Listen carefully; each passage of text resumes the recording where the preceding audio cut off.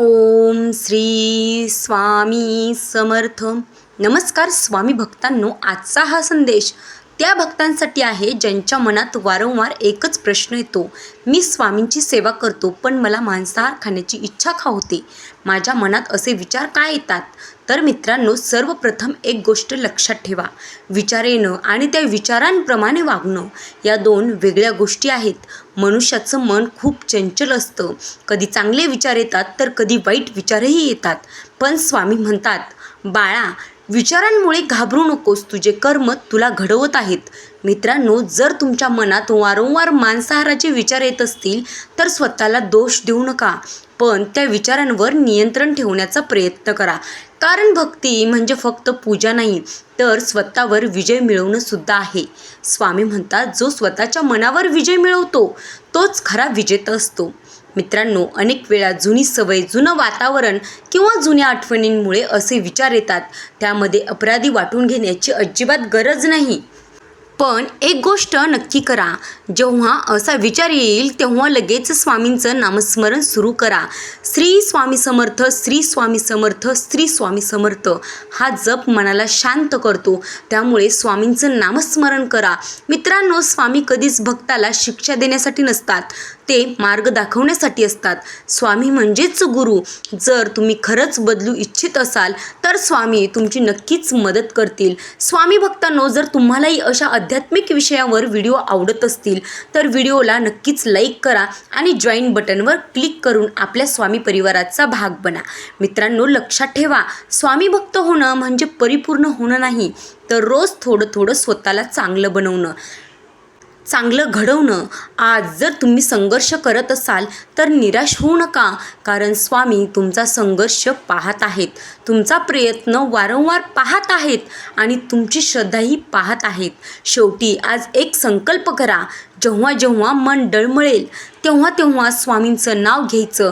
कारण मन कमजोर असू शकतं, पण स्वामींची कृपा कधीच कमजोर नसते. स्वामींची कृपा ही नेहमीच शक्तिशाली असते.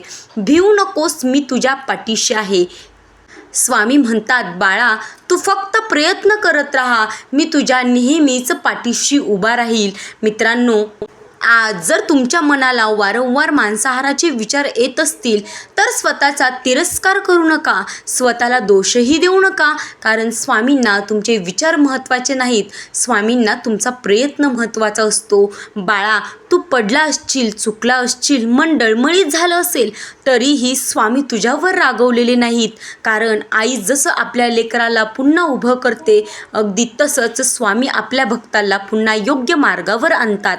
आज जर तुझा स्वतःशी संघर्ष सुरू असेल तर लक्षात ठेव, हा संघर्ष तुझ्या पराभवाचा नाही, तर तुझ्या विजयाचा प्रारंभ आहे. मित्रांनो, कधी कधी आपण आपल्या चुका पाहून इतके खचून जातो की स्वामींचं प्रेमच विसरून जातो.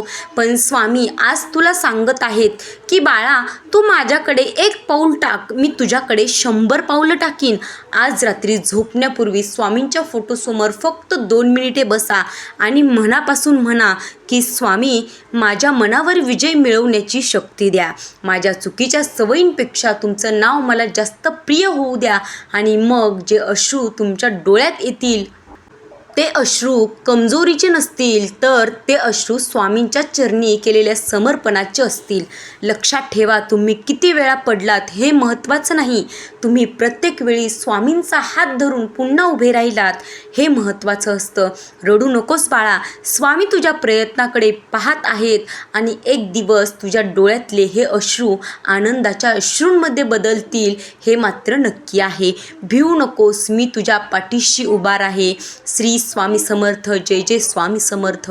अवधूत चिंतन श्री गुरुदेव दत्त. व्हिडिओ आवडला असेल तर लाईक करा आणि आज जे स्वामी भक्त खचलेले आहेत त्यांच्यापर्यंत हा व्हिडिओ शेअर करा.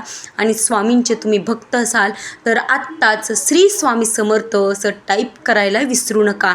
भेटूयात एका अशाच नवीन व्हिडिओमध्ये. तोपर्यंत धन्यवाद. मित्रांनो, जर तुम्हाला असेच आध्यात्मिक व्हिडिओ पाहायचे असतील तर आपल्या चॅनलला सबस्क्राईब करा. भेटूयात उद्याच्या व्हिडिओमध्ये.